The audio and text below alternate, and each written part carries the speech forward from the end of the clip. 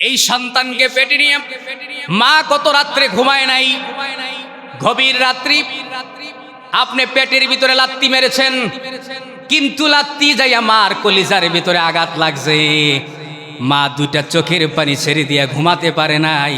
শীতকালে গভীর রাত্রে আপনাকে পেটে নিয়ে আপনার মা হাঁটাহাঁটি করেছে, ঘুমাতে পারে নাই। আল্লাহর হাবিব বলেছেন যত রাত ঘুমাতে পারে নাই তাহাজ্জুদের সালাত করলে যেই পরিমাণ সওয়াব হতো আল্লাহ রব্বুল আলামিন মায়ের আমল নামায় সেই সওয়াব লিখে দেয়। আমার ভাইয়েরা গভীর মনোযোগ লক্ষ্য করুন। আল্লাহর হাবিব এখানেই বলে ক্ষান্ত হন নাই। আল্লাহর হাবিব বলেছেন উম্মতেরা রে, তোমার মা তোমাকে পেটের ভিতরে বহন করেছেন, জন্ম দিয়েছেন। জন্মকালীন সময়ে মা কেঁদে কেঁদে স্বামীর কাছ থেকে বিদায় নেয়, স্বামী হে আপনার সাথে আমি 10 বছর 20 বছর সংসার করেছি, আমাকে মাফ করে দিয়েন, মনে হয় আমি বাঁচবো না।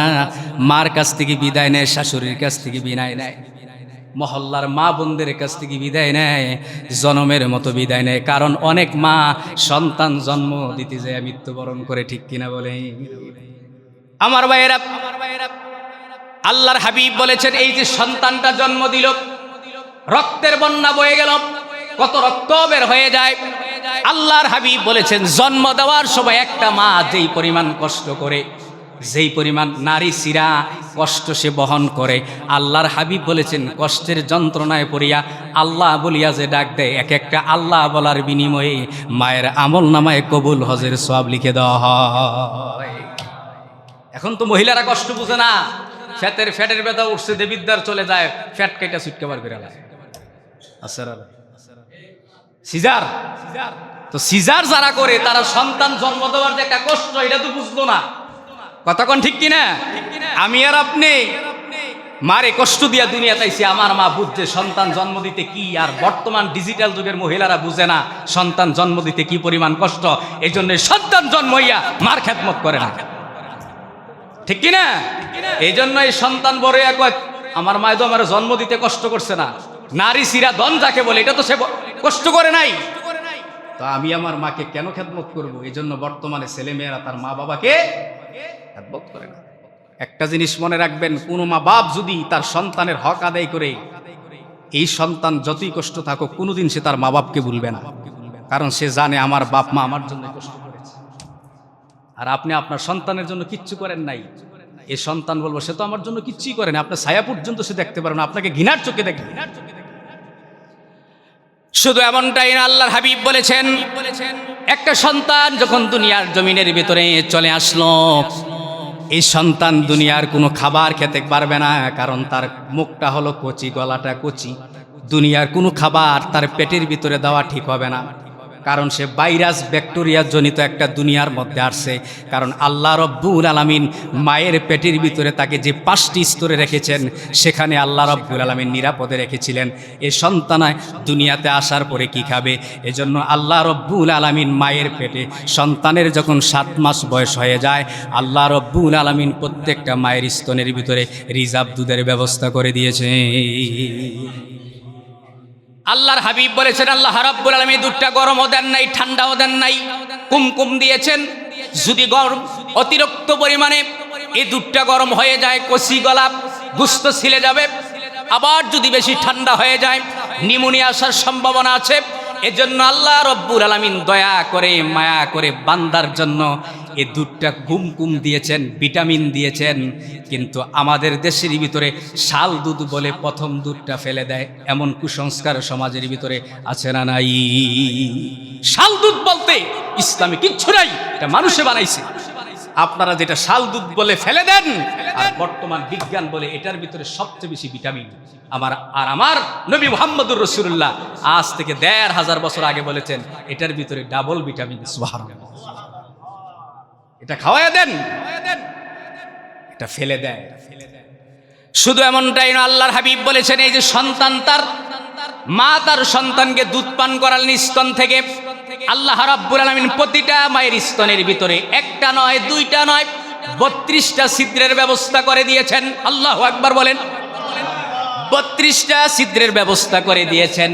আল্লাহর হাবিব বলেছেন আল্লাহ যদি একটা দুইটা দুধে আপনার ছিদ্রের ব্যবস্থা করতো, বাচ্চা যখন বেশি পরিমাণে দুধ চুষা মারতো, গলার ভিতরে বান পরে আটকিয়ে মরার সম্ভাবনা আছে।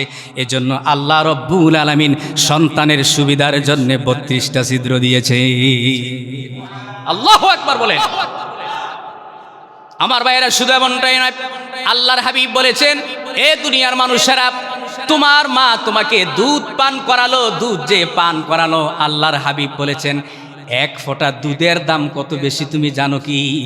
আল্লাহর হাবিব বলেছেন একটা মৃত মানুষকে জীবিত করলে যে সওয়াব হবে, আল্লাহ রব্বুল আলামিন মায়ের আমল নামায় এক ফোঁটা দুধের বিনিময়ে সেই সওয়াব তুলে দেয়। সুবহানাল্লাহ। এক ফোঁটা দুধ পান করালে কি সওয়াব! সুবহানাল্লাহি ওয়া বিহামদিহি। এজন্য বাবাজিরা, আমার ভাইয়েরা আমার, সেই মাকে খেদমত করার দরকার আছে না নাই? মাকে খেদমত করতে হবে প্রাণ ভরে। আল্লাহর হাবিব বলেছেন হুমা জান্নাতুকা ওয়া নারুকা। আল্লাহর হাবিব বলেছেন তোমার মা তোমার জন্য জান্নাত, তোমার মা তোমার জন্য জাহান্নাম। অন্য হাদিসের মধ্যে পাওয়া যায় আল্লাহর হাবিব বলেছেন আল জান্নাতু তাহতা আকদামিল উম্মাহাত। তোমার মায়ের পদতলেই তোমার জান্নাত। চিল্লায়া এখন সুবহানাল্লাহ। এজন্য বাবাজিরা, যার মা নাই কায়দা কায়দা দোয়া করবেন।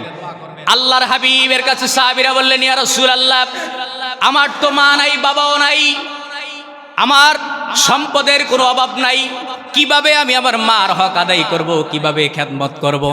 আল্লাহর হাবিব বলেছেন, আল্লাহ রব্বুল আলামিন কোরআনে দোয়া শিখাইয়া দিয়েছেন, আমার সাথে পড়েন, রব্বির হামহুমা কামা রব্বায়ানি সগীরা।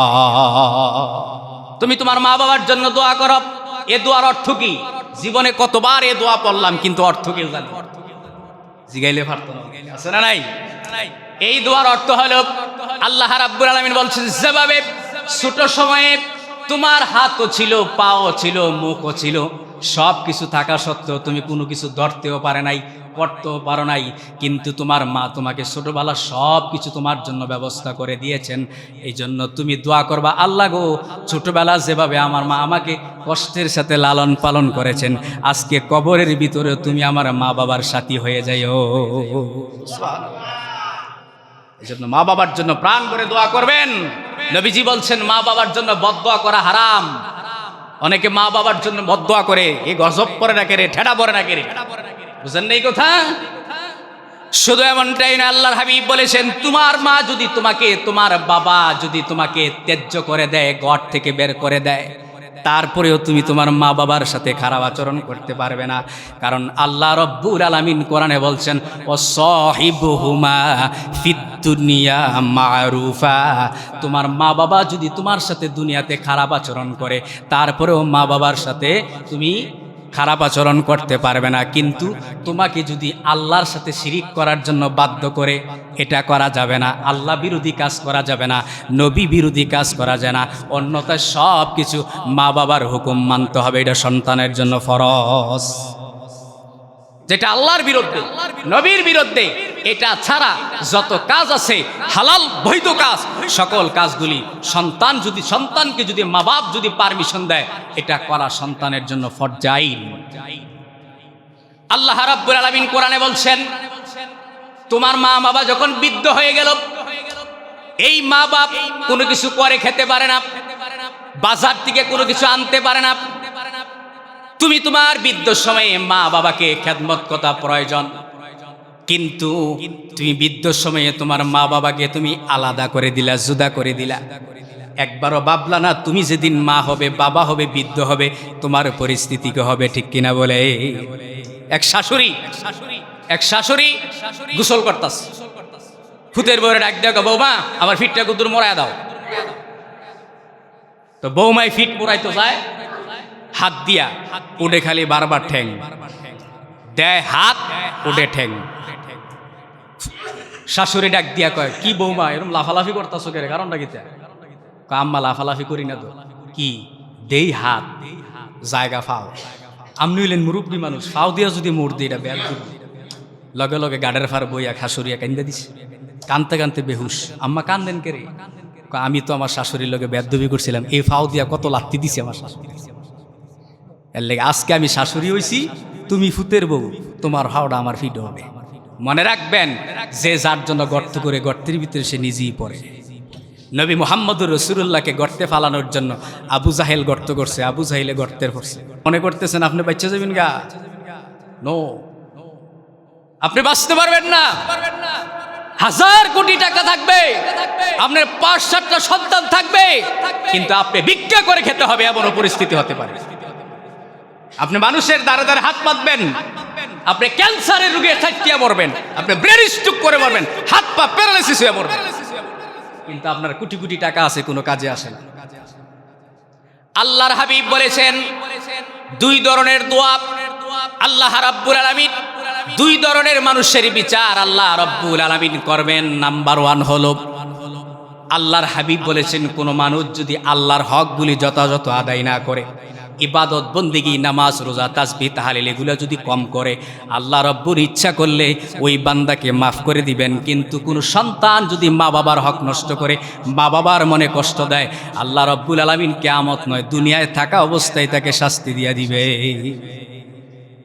দুনিয়ায় থাকা অবস্থায় শাস্তি, সব কিছু শাস্তি হবে আখেরাতে, কবরে। আর মা বাবার সাথে যারা বেয়াদবি করে তাদের শাস্তি কোথায়? দুনিয়াতে থাকা অবস্থায়। আপনি অন্ধ হয়ে মরবেন, প্যারালাইসিস, ল্যাংড়া, কুড়া, রাস্তার ভিতরে অপবিত্র হয়ে মরবেন যদি মা বাবার বদদোয়া যদি আপনার উপরে থাকে। এজন্য আল্লাহর হাবিব বলেছেন, রিদার রব্বি রিদাল ওয়ালিদাইন ওয়া সাকাতার রব্বি সাকাতাল ওয়ালিদাইন। মা বাবার সন্তুষ্টি আল্লাহর সন্তুষ্টি, আর মা বাবার অসন্তুষ্টি আল্লাহর সন্তুষ্টি। এজন্য আল্লাহ পাক বলছেন কোরআন মাজিদের ভিতরে যত জায়গায় আল্লাহ পাক আল্লাহর ইবাদতের কথা বলছেন, তত জায়গায় আল্লাহর ইবাদতের পরে কার কথা বলছেন? মা বাবার খেদমতের কথা। আল্লাহর হাবিব বলেছেন মা বাবার জন্য তোমরা খরচ করো। সাহাবীরা বললেন, ইয়া রাসূলুল্লাহ, কার জন্য খরচ করব? কথাগুলি খেয়াল করেন। আল্লাহ রব্বুল আলামিন যত জায়গায় খরচ করার জন্য বলছেন, দান করার জন্য বলছেন, সব জায়গায় সর্বপ্রথম আল্লাহ রব্বুল আলামিন বলছেন, সর্বপ্রথম তুমি তোমার মা বাবার জন্য খরচ করো।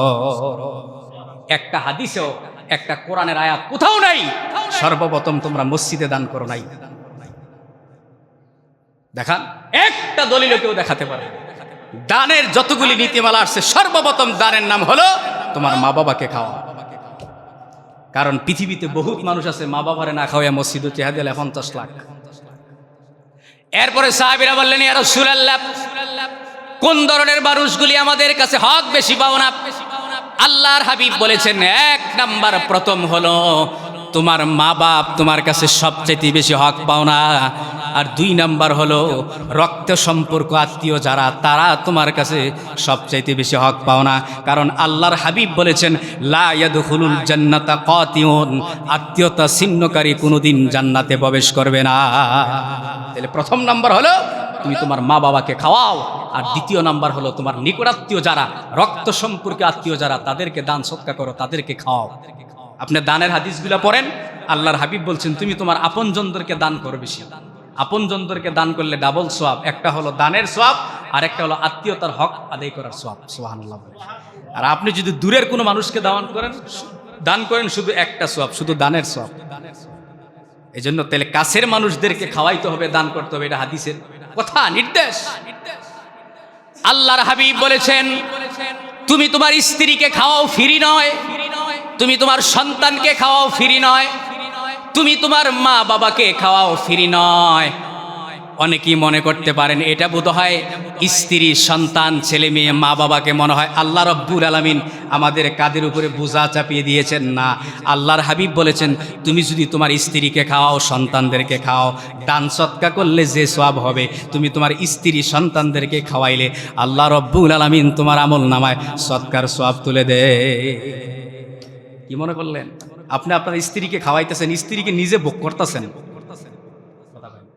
আমরা স্ত্রীদেরকে ভোগ করতেছি, কিন্তু আল্লাহ রাব্বুল আলামিন কয় না, এরপরও আমি আল্লাহ রাব্বুল আলামিন তোমাদেরকে দানের সওয়াব দেয় আমল নামায়। সুবহানাল্লাহ।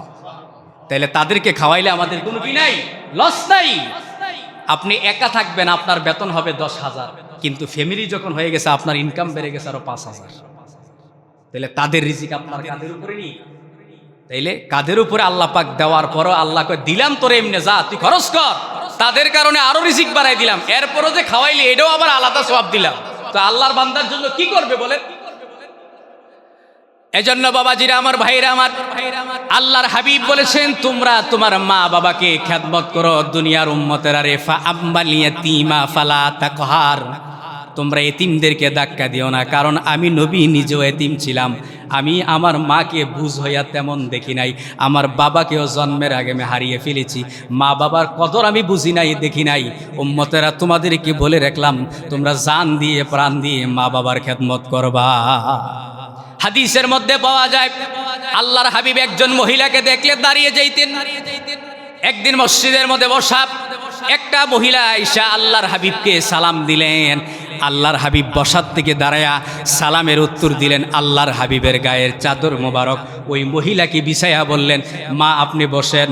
মহিলা বসার পরে আল্লাহর হাবিব ওই মহিলার সাথে দীর্ঘক্ষণ কথা বলার পরে মহিলা চলে গেলেন।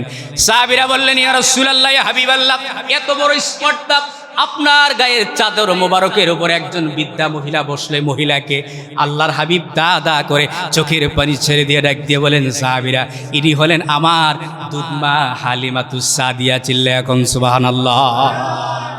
আমি এক ফোঁটা হলেও তার স্তন থেকে দুধ পান করেছি। তাহলে এবার বুঝেন আমার নবী যদি আপন মা বাপ পাইতেন কেমন করতেন মা বাবার সাথে।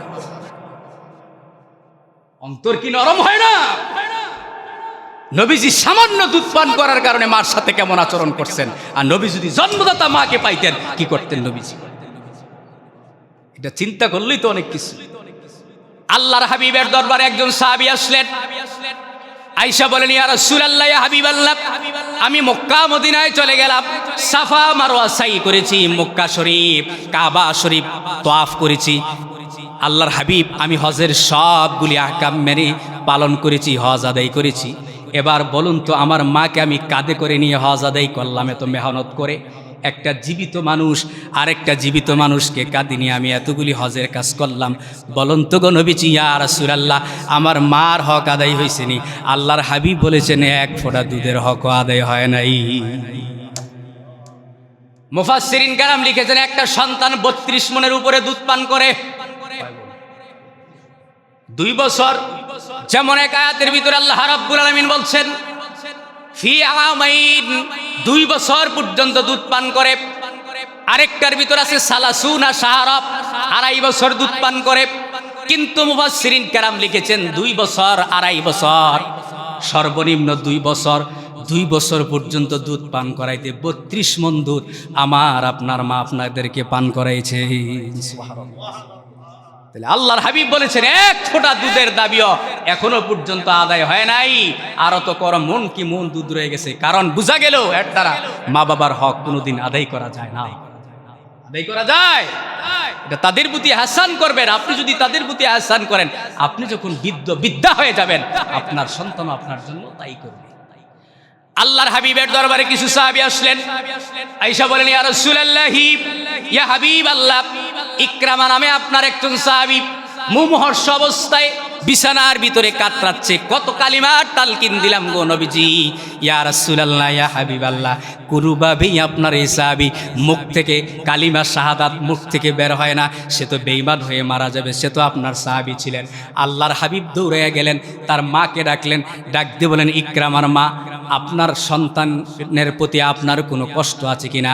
ওই ইকরামার মা দা দা করে চোখের পানি ছেড়ে ডাক দিয়ে বলেন, ইয়া রাসূলুল্লাহ, ইয়া হাবিবাল্লাহ, আমার কলিজার ভিতরে আঘাত দিছে, আমি তাকে কোনোদিন ক্ষমা করতে পারবো না। আল্লাহর হাবিব মনটা ভীষণ বেজার হয়ে গেল। চোখের সামনে নবীজির একজন সাহাবী বেঈমান হয়ে মারা যাবে, যার নামাজের অভাব নাই, তাসবিহের অভাব নাই, তাহাজ্জুদের অভাব নাই, কোরআন তেলাওয়াতের অভাব নাই, নবীজির দুরুদের অভাব নাই, কোনো কিছুর অভাব নাই। শুধুমাত্র মার কলিজায় আঘাত দেওয়ার কারণে আল্লাহ রাব্বুল আলামিন তাকে জাহান্নামে দিবেন। আল্লাহর হাবিব বলেন, সাহাবীরা কিছু শুকনা লাকড়ি আর কাঠ একসাথে করো, সেখানে তোমরা কি করো, আগুন ধরিয়ে ইকরামাকে আগুনের মধ্যে ফেলে দাও। সকল কিছু যখন রেডি হয়ে গেল, এবার আল্লাহর হাবিব শেষবারের মতো ইকরামার মাকে বললেন, ইকরামার মা, শেষবারের মতো বলছি তুমি তোমার সন্তানের প্রতি সন্তুষ্ট হয়ে যাও। এবার ইকরামার মা বলে, না, কোনোদিনও আমি তাকে ক্ষমা করব না। আল্লাহর হাবিব এবার ইকরামাকে যখন আগুনের মধ্যে ফেলে দিবেন, এই মুহূর্তে সন্তানের মা ডাক দিয়ে বলেন, যান, আমি আমার সন্তানকে ক্ষমা করে দিলাম।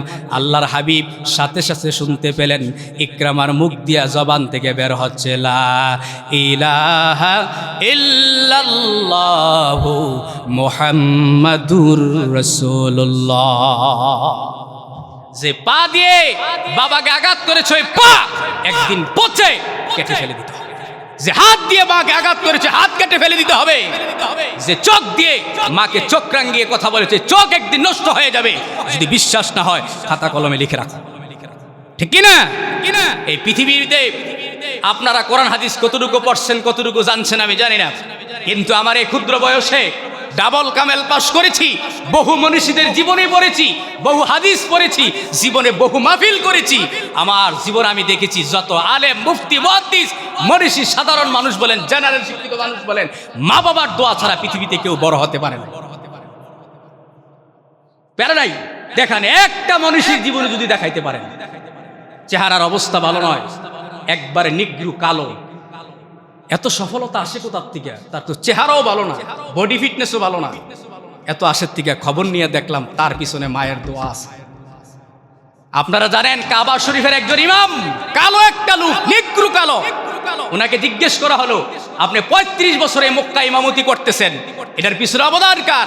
উনি বললেন, আমার মা তাহাজ্জুদ পড়ে সবসময় দোয়া করতেন, আল্লাহ আমার এই সন্তানকে কাবার ইমাম বানিয়ে দিন। আমি 35 বছর একদানা কাবার ইমামতি করেছি। এজন্য মাকে লাত্তি দিয়ে, মাকে কষ্ট দিয়ে পৃথিবীতে কেউ সফল হতে পারে না। আবার কিছু সন্তান মা বাবার প্রতি খুব আছে, এটা আমিও জানি, কারণ অনেক পিতামাতা তার সন্তানের সাথে জুলুম করে, বেইনসাফ করে, আছে না নাই? এরপরেও মা বাবাকে বুলা। একজন হুজুর ইমাম সাহেব আয়েশা বলে, হুজুর আমার মা আমাকে একদিন ডাক দিয়ে বলে, ইমাম সাহেব আর কয়টিয়া বেতন পায়? ইমামতির পাশাপাশি যারা ওয়াজ মাহফিল করে তারা কোনদিন নেলে বেচার, ঠিক কিনা? ইমাম সাহেব অল্প কিছু বেতন পায়। ইমাম সাহেবের আরো ভাই আছে, টাকা পয়সার অভাব নাই, কারো কাছে মা পানের কথা বলে নাই, শুধুমাত্র গরিব মানুষ ইমাম সাহেব ফোলা হুজুর ফুত তার কাছে কইছে, ডাক দিয়ে ফুতরে বাজার থেকে আইতে কটা ফান আনিস। ফুতে কয়, মা তো কোনো সময় আমার কাছে ফানের কথা কয় না, অন্য ভাইয়ের এনে দায়িত্ব আমার কাছে কেন কইতেছে। ফুতে কি করছে, এক বিরা ফান লইস, এক বিরা ফান। হেলবা ফানের দাম বেশি, হুজুর 2 থেকে 250 টাকা বিরা ফান, আবার ফানের দাম 400 টাকা বিরাও হয়ে গেছে, তো আমি নিজেও ফান খাই, 250 টাকা বিরা, এক বিরা ফান। মা সুবারির কথা বলে নাই, সুবারি লইলাম 100 টাকা, সব কিছু লইলাম মোটামুটি 500 টাকার মিলে এটি লইছি।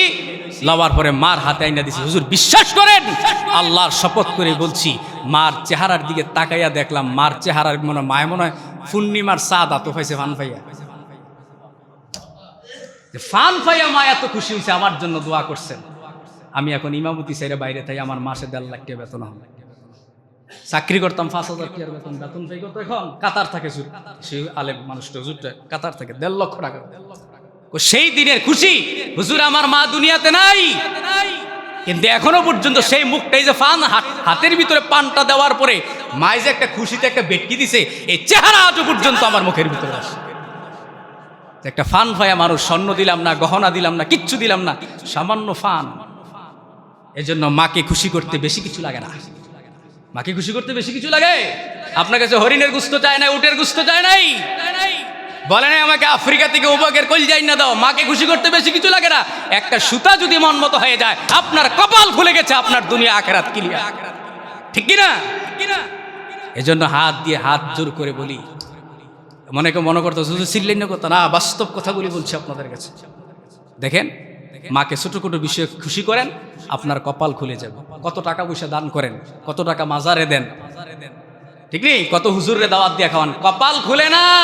আপনার কপাল খুলবে কেমন? আপনার গোড়ার দোষ, ঠিক কিনা? এজন্য যার যতটুকু সামর্থ্য আছে, আবার যদি মা বাপ যদি সামর্থ্যর বাহিরে চাপাইয়া দেয়, এটা আবার কোরআন হাদিস বলে নাই, বুঝলেন এই কথা? এজন্য যতটুকু সামর্থ্য আছে পিতামাতার খেদমত করব। আল্লাহর হাবিব বলেছেন, যে ব্যক্তি পিতামাতার খেদমত করলো না, সে কাফের হয়ে মরবে, বেদিন হয়ে মরবে, কালিমাবিহীন মরবে, নিঃসন্দেহে, তাতে কোনো সন্দেহ নেই। যত আমলই থাকুক। এজন্য বাবাজি, মা যেমনই হোক, আপনার মা, অনেক ছেলে ম্যাজিস্ট্রেট হয়ে যায়, উকিল, জজ, ব্যারিস্টার হয়ে যায়, বাবা কৃষক মানুষ, সিরাফারা কাপড় পিন্দা বাড়ুইছে, ম্যাজিস্ট্রেটের ফুতের সামনে গিয়ে দাঁড়াইছে, ফুতে বাফের চিনই, কারণ সবাই এখানে উচ্চ লেভেলের লোক, আর বাপে হারাফি পিন্দা রইছে। এখন যদি বাপ পরিচয় দেয়, নিজের একটা প্রেস্টিজের ব্যাপার আছে না নাই? প্রেস্টিজের কারণে বাপেরও বাপ পরিচয় দেয় না, এমন কুলাঙ্গার সন্তান আছে না নাই? এই সন্তান টাকা পয়সার মালিক, বাড়ির ভিতরে বিল্ডিং, টাকার অভাব নাই, মা ভিক্ষা করে, মা গরুর গুস্ত টোয়ে খায়, ফেত্তা টোয়ে খায়। এটি তো আমার চোখের দেখার কথা। এজন্য বাবাজিরা, পিতামাতাকে কোনোদিন কষ্ট করা যাবে না। যদি আমরা সামর্থ্য থেকে সাধ্য অনুযায়ী মা বাবার পাশে থাকবে, ইনশাআল্লাহ শান্তি পাবেন, তৃপ্তি পাবেন। আপনি দেখেন আজকের থেকে তৃপ্তি পাবেন। আল্লাহর হাবিব বলেছেন, কোন সন্তান যদি মা বাবার খেদমত করে, আল্লাহ রব্বুল আলামিন দুনিয়ার ভিতরে তাকে 4টা নিয়ামত দান করবেন। তার ভিতরে একটা হলো, তার কোনোদিন রিজিকের অভাব হবে না। আল্লাহ রব্বুল আলামিন তাকে বেগয়রি হিসাব রিজিকের ব্যবস্থা করে দিবেন। 2 নাম্বার হলো, পৃথিবীর যে কোনো প্রান্তে থাকুক, আল্লাহ রব্বুল আলামিন তাকে সম্মানের সাথে রাখবেন। 3 নাম্বার হলো, কোনোদিন সে বিপদ যদি হয়ে যায়, বিপদ বড় হবে না। আল্লাহ রব্বুল আলামিন কঠিন থেকে কঠিন বিপদ থেকে আল্লাহ তাকে উদ্ধার করে দিবেন। 4 নাম্বার হলো, ইমানদার অবস্থায় আল্লাহ তাকে মৃত্যুদান করবে। এজন্য মা বাবার খেদমত করবেন ইনশাআল্লাহ।